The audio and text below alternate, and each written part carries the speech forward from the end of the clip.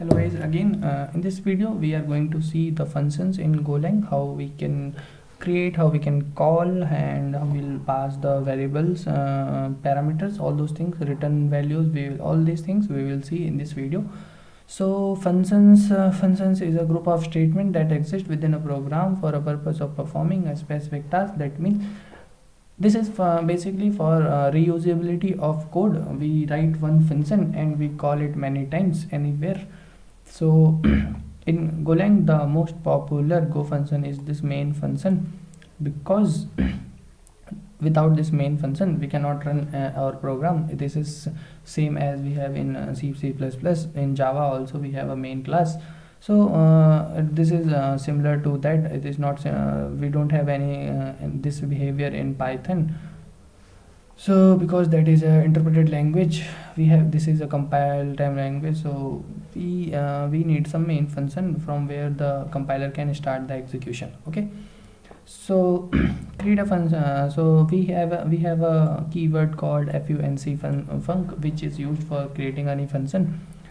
After that we have a parenthesis. Inside this we define the receiving parameters of that function, and after that we have some return statements also. We will see that later.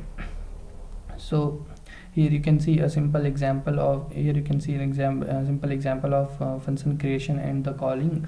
Here we have defined a simple function, and inside main function we are calling this function. Okay, this is almost syntax is almost similar to the what we have in Java, C++, or Python. Okay, functions. Then here we can see we can give the parameters, whatever parameter we want to pass to any function.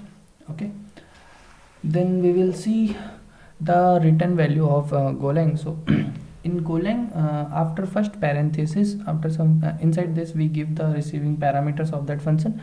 After that we define what value, what kind of value we are going to return. If it is empty, that means we are not returning anything. If we want to return anything, we have to define here. We can return multiple values also. We will see that example in a while.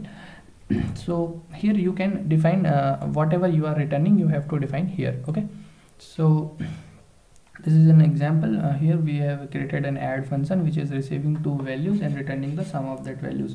So here you can see like this we are calling that add function, passing the two values 20 and 30 and storing the value in the sum variable. After, when you print the sum variable, it will give you 50 answer. Okay, then we can see the return value of a function can be named in Golang. That means we can define the variable, we can fix the variable also, what kind of variable we are going to return. In that case you don't have to write any, you don't have to return. Whatever value of that variable will be at the end of this function execution, it will return that value. Okay, so here you can see this return statement is not, after that we are not giving any name, any variable name. That means whenever it will return, it will see here what we have to return. It will see that there is a named variable. It will take that value of that variable and pass that value or return that value. Okay, then we will see Golang function returning multiple values. Like as I told, we can pass multiple values, we can return multiple values also from a function in Golang. So here you have to define like what values you are going to return.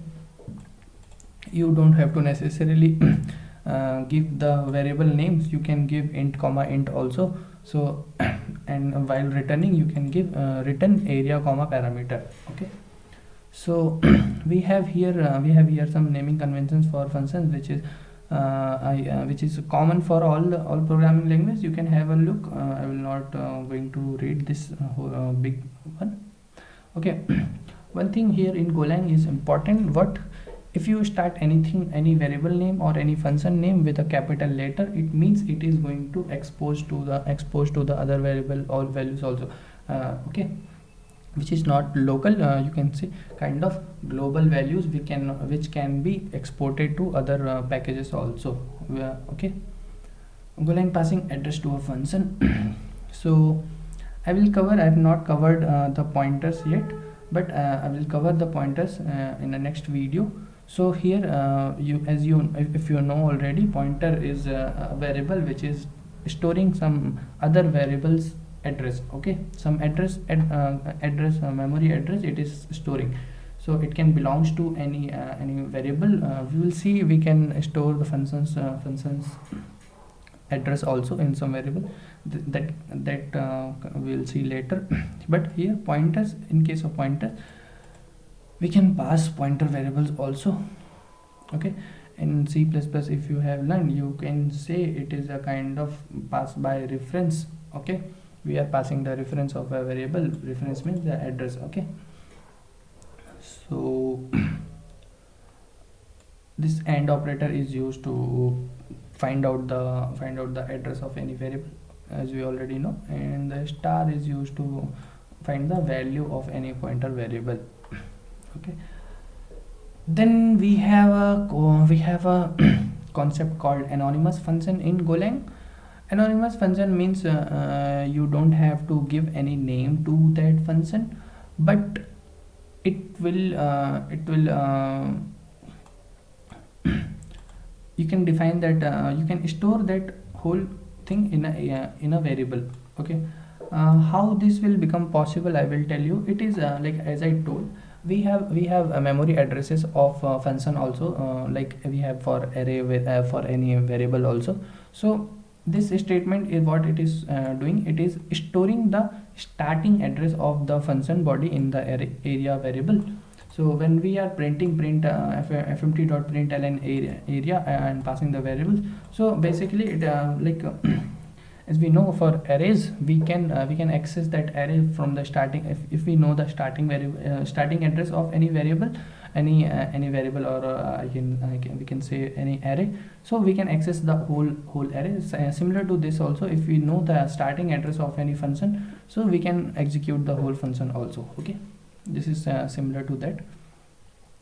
Then passing argument to anonymous functions, so we can see here that in that example we have seen, we have stored the starting address of anonymous function in a variable, but this is not necessary. Also we can directly define an anonymous function, and if you pass any variable here, it will execute here only. Okay, so if you want to define a function and execute it at this point only, so you can pass here. If it's a without parameter function also, you just have to give this two empty curly brackets, and it will at parenthesis it will execute that function in that place only. Okay. After that we will see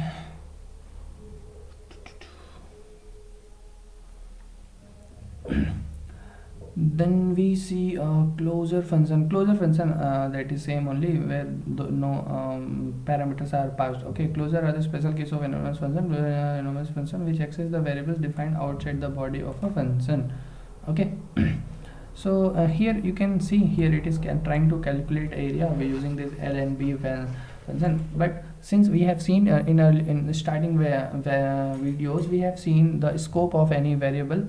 Since it is these variables are available inside this main function scope, and this anonymous function is also defined inside this main function only. That's why it is able to use this ln to be outside variables. Okay.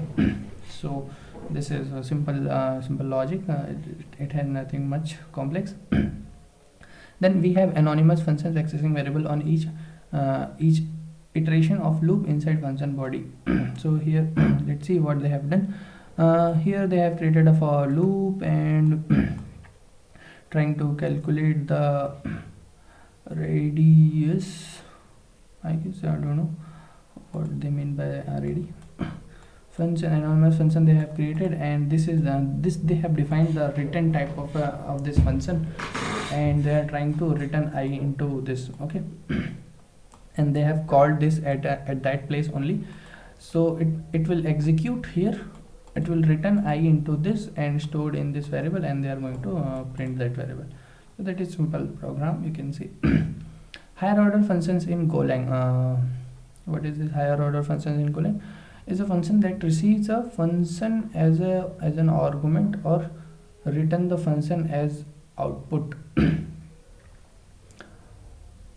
receives as a receive a function as an argument and returns the function as output. Okay, so as I told already, we can store the starting address of that function in any variable. So since we are able to store that address in any variable, so we can pass also that variable, we can pass also that variable into any functions or anything. Okay, so here if you see what they are doing, we'll see this example. They have created a function called sum. It is taking two variables, two types of int. This is a kind of like if all the variables are of same type, so we can skip giving in after every variable, we can give at the end. It will take to all of them. Okay, so x and y are integer type, where parameters it is receiving and returning a return type x, integer type x plus y. Okay, then we have a function called partial sum. It is taking x as an input integer variable then it is returning a function of int whose return type is int. Okay, so this is a single part which this partial sum is returning. Okay, so here if you see it has a return statement. This return statement belongs to this partial sum. Okay, so this function is returning a function as we have defined here in return type. It is returning a function which is taking an input int and returning int. So here in after return statement we have defined a function which is same what we have given here in the return type of this function, this partial sum. Okay, so here is a function, anonymous function which is receiving a y as an int, a y as in int variable as a parameter and returning an int, and after that it is going to call the sum variable, sum function in his return statement. So this will return the sum of two variables and it will return like that. Okay, so here if you see, so now as we have seen here it got x only one parameter, and here in return type you can see it has it is using a different variable y. So from where this y came? So for that we see here how they have called this function. So first you have to call this function. This function will we are not actually currently we are not calling this function. Okay, so we are storing that address of this function when we called 3. So it is not executed yet. Okay, it is not executed yet. It will execute when we run this statement. This partial variable we run when we give this value. So this 7 will go to this y. Okay, this 3 is gone to this x, and then this 7 will go to y. Okay, so you will get 10. So returning function from other function. So this example we have seen where it is returning a function. Okay, so here we have example square sum which is taking x as an input, then it is returning a function called we don't have name, that it is an anonymous function, and this function is also returning something. Okay, this function is also returning a function called int. So here since we have 3 functions here, which is what we say nested calling, nested returning function. So this first return belongs to this square sum which is returning a function, and since here we have seen the function we are returning is also returning a function. So here we have defined the return type of this function, anonymous function. The return type is func int, and inside this we are calling again a function because of this function, and it is returning, the last function is returning the into okay, square of sum of squares of variables. Okay, so here we will get we can directly call this also like this also, or we can call like we have done here also. Okay, so first you define this, then you store some in this value, also you store in some other variable partial1 you can say, and then you call the partial1 in a square bracket, you give one more value. So like that also you can call, and you can call like this also. Okay, so user defined function types in Golang. So here we will see what he is trying to say. Golang also supports to define our own function types. The modified version of above program with function types as below. So if you whenever we are going to create any user defined data types, we use this type keyword. First is type, then the name, then we have to give the whatever we are going to create. Okay, so this is a type of function we are going to create and this is a second type of function we are going to create. So here, since we have written first, see, so you can say this second function is going to return a first function. That means a function is returning a function. So and here you can see we have written only second, so it means it is returning a function which is also returning a function. Okay, so this is a similar concept which we have seen here. So that was all regarding functions in Golang. It's a bit different from other languages, but it's so fun of learning these new concepts. So that was all for this video. Next topic we'll cover in the next video. Thank you very much.